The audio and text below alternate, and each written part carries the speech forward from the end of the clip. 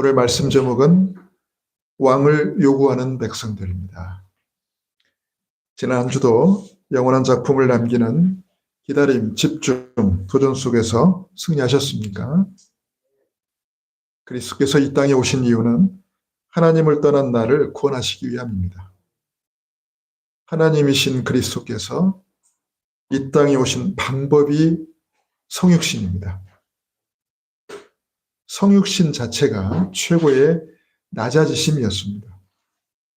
제자들의 발을 씻어주신 그 세족식도 그리스도의 낮아지심을 보여주신 사건이었고요.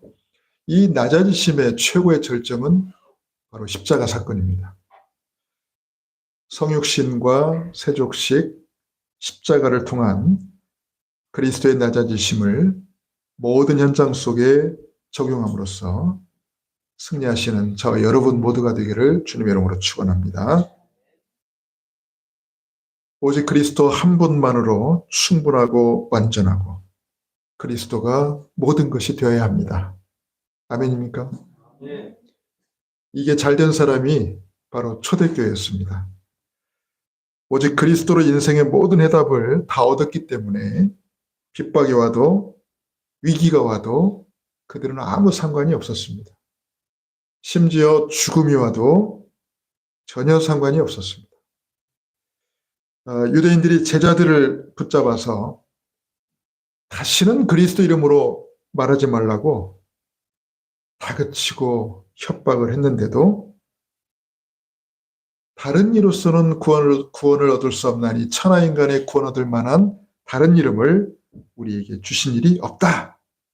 오히려 더 당당히 외쳤습니다. 스데반 집사는 우리가 잘 아는 것처럼 수많은 유대인들에게 둘러싸여가지고 죽을 위기에 처했음에도 불구하고 구약에 예언된 그 메시아, 그 그리스도가 바로 당신들이 십자가에 매달아 죽게 만든 그 예수님이시다. 이렇게 당당하게 외쳤습니다. 그리고 결국 그들이 던진 돌에 맞아서 순교를 당했습니다. 스데반 집사의 순교 이후에 예루살렘에 있던 마가다락방 교회를 향해서 이 대대적인 이 핍박이 일어났습니다. 그때 사도를 제외한 모든 성도들이 뿔뿔이 흩어졌는데 그 중에 일부가 안디옥까지 와서 처음으로 이방인들에게 복음을 전하고 그 복음받은 이방인들이 중심이 돼서 안디옥 교회가 세워졌죠. 안디옥 교회가 세워지면서 본격적인 이방인 선교 시대가 열리기 시작했습니다. 이 복음 때문에 오직 복음만을 위해서 정든 고국을 떠나고 고향을 떠나서 머나만 터지러 온 이 나그네들이 세운 이 안디옥 교회를 하나님은 크게 축복하셨고 아무것도 부족함이 없도록 하셨습니다. 오직 그리스도 하나만 택했는데 아무것도 부족함이 없는 교회로 하나님이 세우신 겁니다. 당시 교회를 핍박했던 유대인들은 어떻게 됐죠? 예루살렘 성전이 완전히 파괴되면서 나라를 잃고 2000년 동안 전 세계를 떠돌다가 겨우 지난 1948년에 자신들이 떠났던 곳으로 다시 돌아와서 이스라엘을 건국했습니다. 또 10명의 로마 황제들이 돌아가면서 이 복음을 없애려고요. 얼마나 교회를 핍박했습니까? 이 로마라는 나라가. 근데 결국 이 로마는 멸망을 당했습니다. 그러나 이 복음은 전 세계로 퍼져나가서 지금 저와 여러분에게까지 온 줄 믿습니다. 여러분, 이 복음을 방해하고 핍박하고 없애려고 했던 이 수많은 나라들, 그리고 왕들, 인물들, 집단들 엄청나게 많았는데 결국 그들은 다 멸망당했습니다. 어느 누구도 여러분 이 복음을 막을 수는 없었습니다. 왜 그럴까요? 이 복음은 완전하고 충분하고 모든 것이기 때문입니다. 다윗은 시편 23편에서 이렇게 고백했습니다. 여호와는 나의 목자시니 내게 부족함이 없으리로다. 아멘. 여호와 한 분만으로 난 충분하다. 여호와 한 분만으로 난 만족한다. 여호와 한 분만으로 난 모든 것 할 수 있다. 아멘입니까? 신앙생활을 오래 하면 할수록 그것도 제대로 신앙생활을 하고 있다면 오직 그리스도 외에는 더 이상 필요한 게 없어야 됩니다. 한마디로 단순해져야 됩니다. 만약 오직 그리스도 외에 자꾸자꾸 필요한 것들이 점점 더 많아진다면 여러분 그건 잘못하고 있는 겁니다.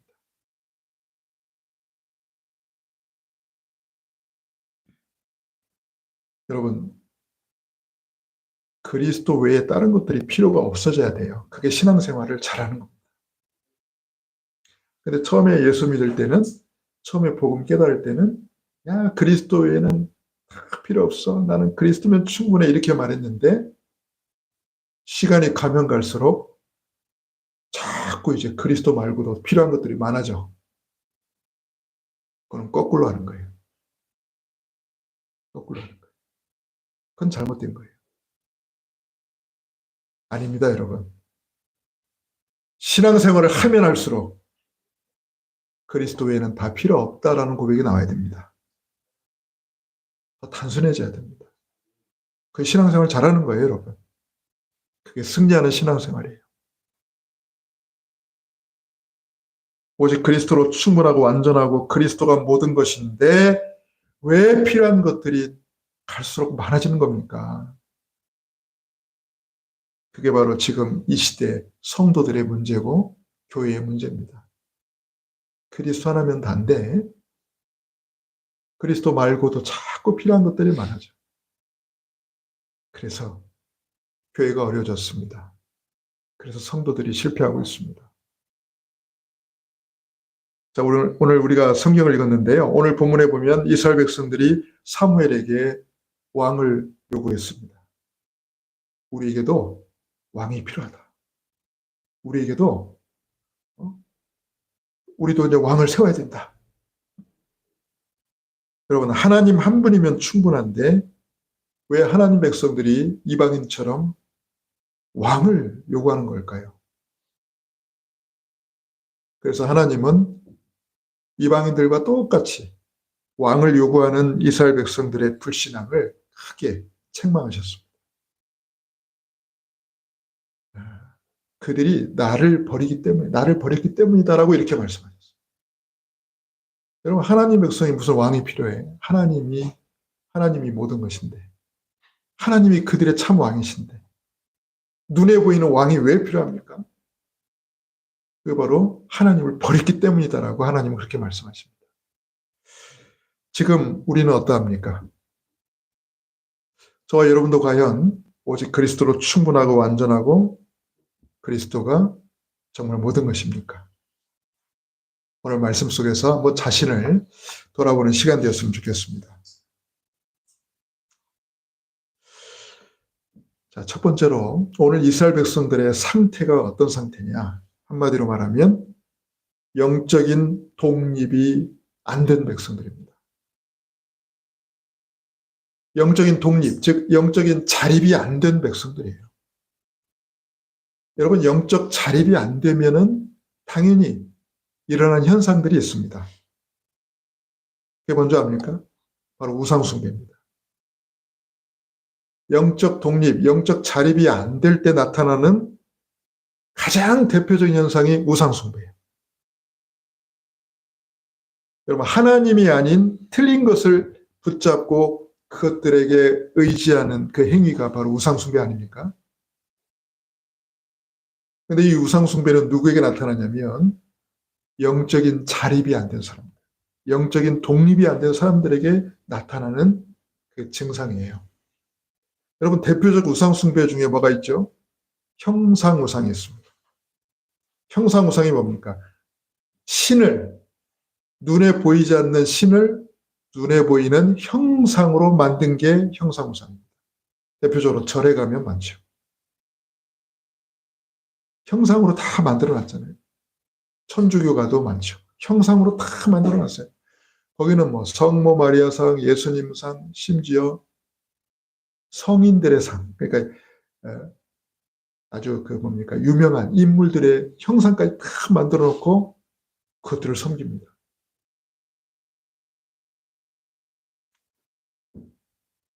여러분, 이 형상 우상뿐만 아니라 사람들이 섬기는 대표적 우상 중에 또 뭐가 있냐면 물질 우상이 있어요. 한마디로 말하면 돈이죠, 돈. 돈이 우상입니다. 돈이 없으면 불안하고, 돈이 있으면 좀 편안하고, 돈이 있으면 좀 행복하고, 돈이 없으면 불행하고. 돈이 하나님이라. 자, 그리고 또 뭐가 있죠? 좀 약간 유식한 사람, 약간 좀 배운 사람일수록 이 사상우상이라는 게 있어요. 대표적인 사상우상 중에 뭐가 있을까요? 공산주의. 물론 공산주의는 사실 지금은 거의 폐기된 사상이나 마찬가지죠. 그는 이미 인류 역사 속에서 이미 실험이 다 끝났잖아요. 증명이 다 끝났잖아요. 지금도 막 공산주의 막 부러짓는다? 그 시대에 뒤떨어진 거예요. 이미 그 사상에 대한 검증은 이미 다 끝났어요. 실패한 사상입니다.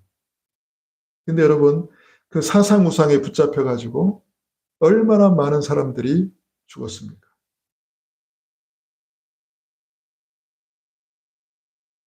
그리고요, 여러분, 영적인 자립, 영적인 독립이 안 된 사람의 네 번째 우상이 뭔지 압니까? 바로 사람이 우상되는 거예요. 자식이 우상이 되고, 남편이 우상이 되고, 아내가 우상이 되고, 심지어는 연예인들이 막 우상이 되고, 그 막 죽기까지 그렇게 막 따라가는 거예요. 연예인들. 우상이니까. 유명 축구 선수, 뭐 운동 선수들, 그게 다 우상이라 그냥. 그래가지고 부모 생일은 기억 못해도 연예인 생일은 기가 막히게 잘 알아가지고. 부모가 뭘 좋아하는지는 몰라도 그 연예인이 뭘 좋아하는지는 또 기가 막히게 또 잘 알아가지고. 여러분, 그게 영적인 자립, 영적인 독립이 안 된 사람에게 나타나는 증세예요, 그게. 병이에요, 병.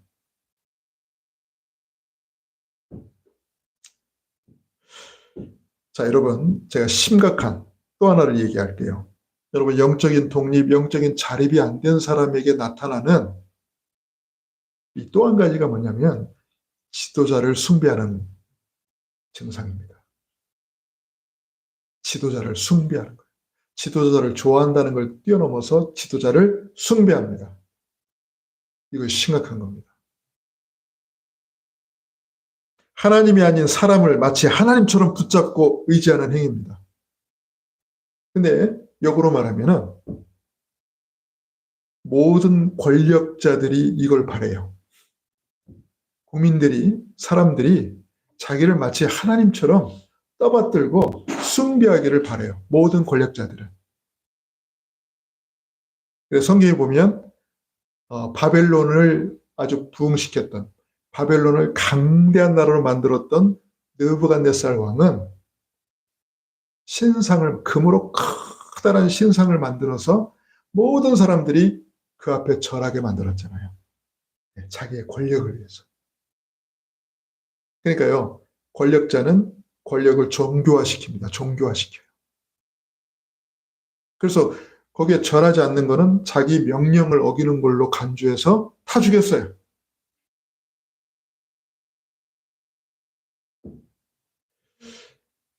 여러분, 히틀러가 등장했을 때 전 독일 사람들이 열광했습니다. 그때 당시에 그 기록 화면, 영상을 보면 그 히틀러의 전 독일인들이 다 열광했다니까요. 와, 슈퍼스타도 그런 슈퍼스타가 없어. 그런 여러분 보세요. 히틀러도 분명히 문제지만 저는 독일 사람들이 더 큰 문제라고 생각해요. 그때 당시. 물론 이해는 돼요. 왜? 독일이 그때 비참했거든, 상황이.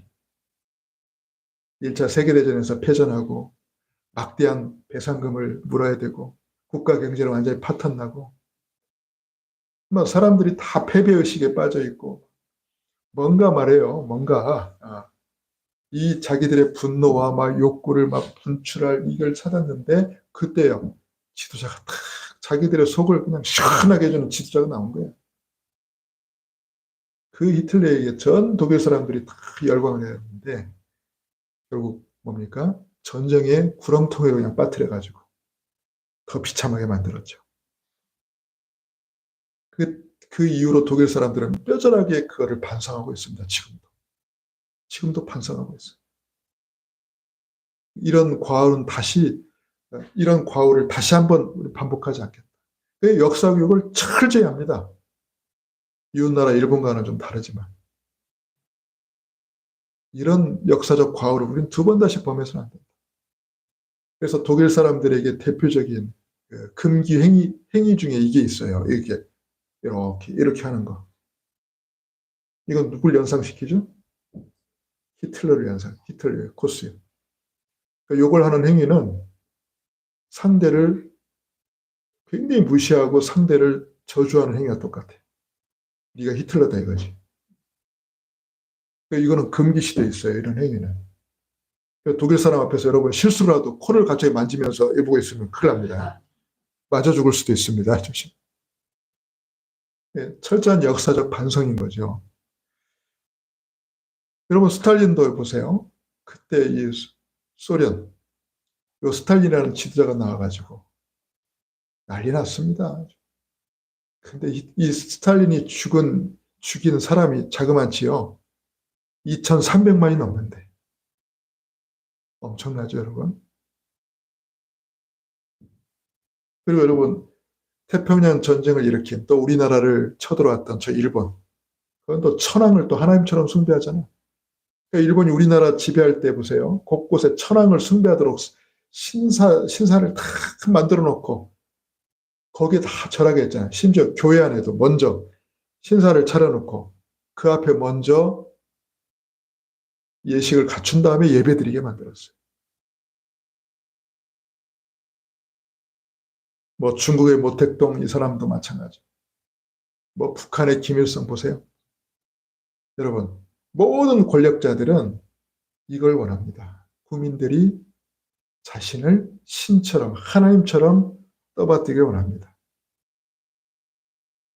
여러분 근데 그거는 지도자의 문제이기도 하지만 백성들의 문제가 더 커요.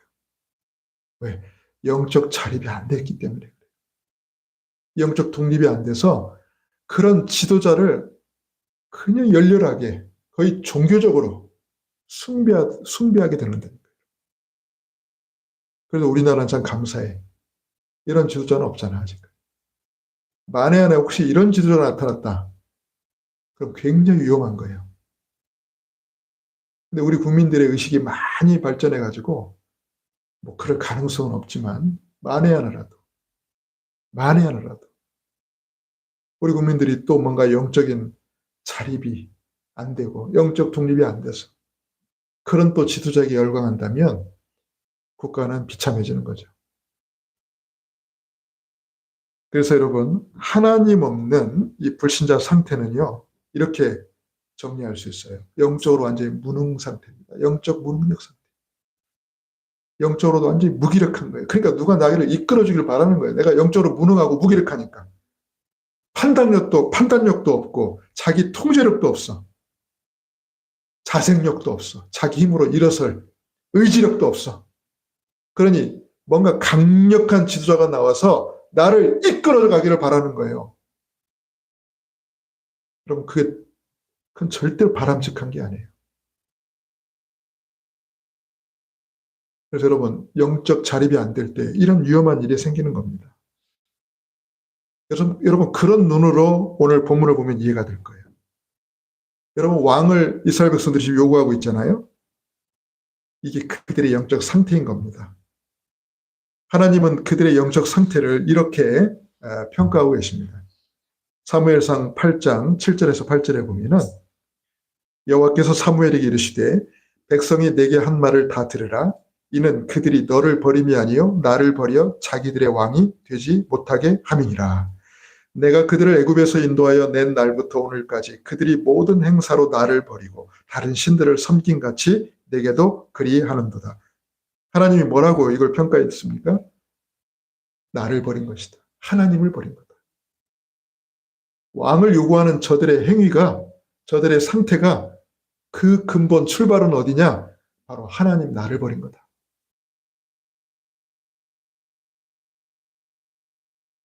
자, 그래서요, 사무엘이 분명히 이렇게 했어요. 만약 왕을 세우면 왕이 이러이러한 해악을 너희들에게 끼칠 거야. 왕이 이러이러하게 너희들을 막 구속하고 너희들을 막 통제하고 너희들을 막 못 살게 하고 너희들에게 힘들게 만들 거야. 이렇게 경고했음에도 불구하고 이스라엘 백성들이 뭐라고 한지 압니까? 8장 19절에서 20절에 보면 뭐라고 한지 아세요? 백성이 사무엘의 말 듣기를 거절하여 이르되 아니로소이다. 그래도 우리에게 왕이 있어야 합니다. 그러면서 뭡니까? 20절에 우리도 다른 나라들 같이 되어 우리의 왕이 우리를 다스리며, 첫째 우리를 다스리며 우리 앞에 나가서 우리의 싸움을 싸워야 할 것이니다.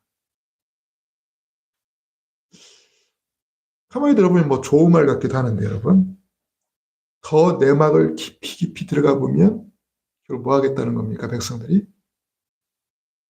자기 자립, 자기 독립이 가져다 주는, 자립이 가져다 주는 이 자유를 포기하고 왕이 자기들을 구속하고 통제하는 그걸 택하겠다 이 말이에요. 자기 자유를 버리고 구속과 통제를 택하겠다 이 말입니다, 여러분. 이해하시겠습니까?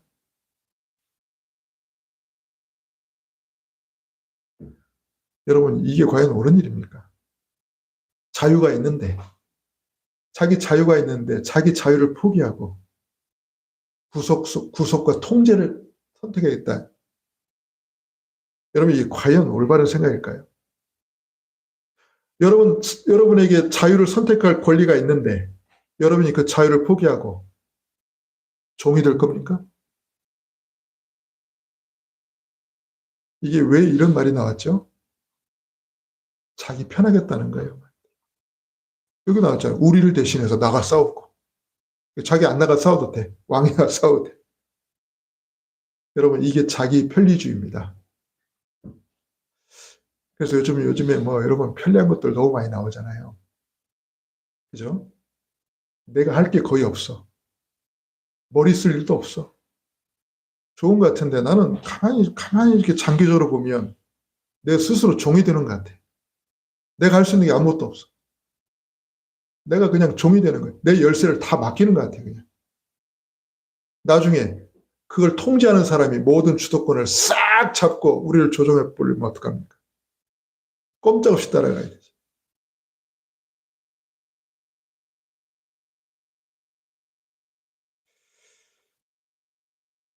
여러분, 제가 오늘 말한 얘기는 핵심은 겁니다. 영적인 독립을 반드시 이뤄야 된다. 영적 자립을 반드시 이뤄야 된다. 저와 여러분이 영적인 독립, 이 영적인 자립을 반드시 이루어야 되는 이유, 그게 뭘까요?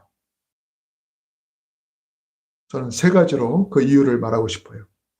갈라디아서 5장 1절에 이렇게 말씀했습니다. 그리스도께서 우리를 자유케 하시려고 자유를 주셨으니까 너희가 다시는 종의 멍에를 매지 마라. 아멘. 그리스도께서 우리를 자유케 하려고 자유를 주셨으니까 너희는 다시는 종의 멍에를 매지 마라. 우리가 누구라고요? 자유자입니다. 자유자예요. 우리는 하나님 떠난 창세 3장 저주 재앙에서 이미 빠져나왔습니다. 불신자 예수의 상태에서 완전히 빠져나왔습니다. 더 이상 우리는 사단의 종된 백성이 아닙니다. 그리스도께서 우리를 자유케 하셨어요.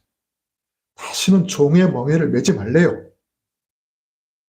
우리는 자유자예요. 이 말은 뭐예요? 영적인 자립을, 영적인 독립을 가져라. 두 번째는 로마서 8장 17절입니다. 하나님이 그리스도와 함께 모든 하늘에 속한 복을 상속받을 수 있는 상속자로 저와 여러분을 세운 줄 믿습니다. 하늘나라의 유업을 상속받은 거라 상속자래요. 아멘입니까? 이 엄청난 축복을 물려받은 상속자인데 왜 이걸 다 포기하고 종이 될 겁니까? 악착같이 누려야지. 나에게 상속된 이 모든 것을 악착같이 누려야지. 왜 이걸 다 포기할 겁니까? 마귀가 이걸 못 누리도록 자꾸 우리를 속이는 거예요. 상속자인데. 엄청난 것을 상속받은 상속자인데. 자, 우리가 영적 자립을 반드시 이뤄야 될 세 번째 이유는 뭐냐면 디모데전서 2장 4절입니다.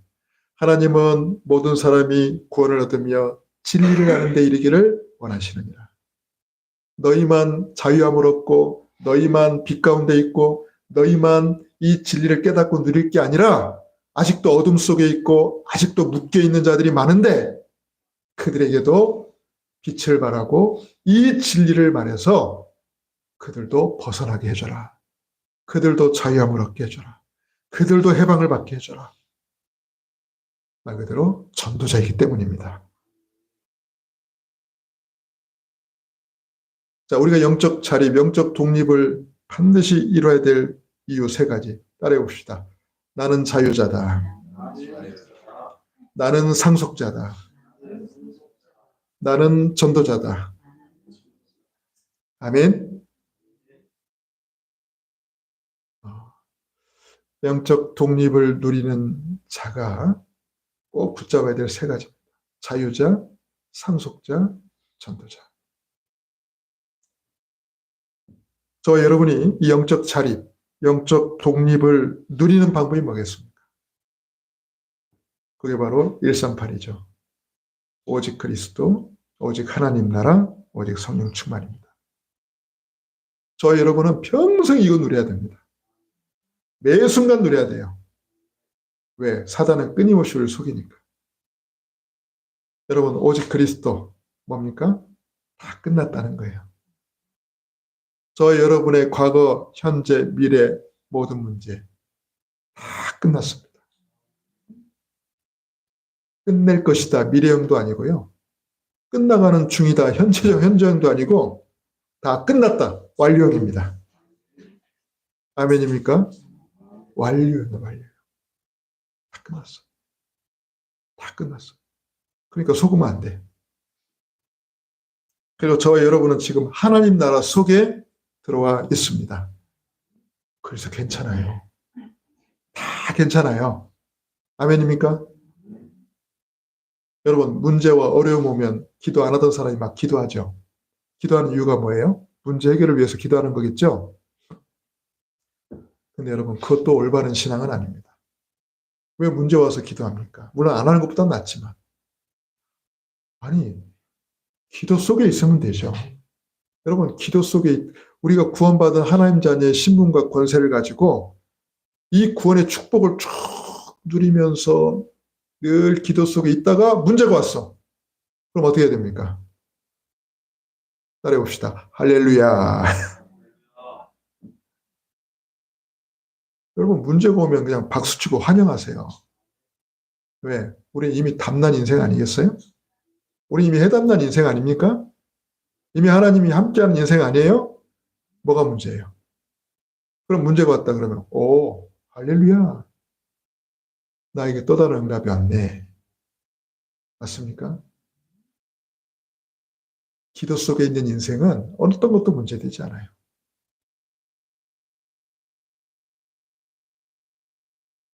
자, 그래서 하나님 나라 속에 있으니까 괜찮습니다.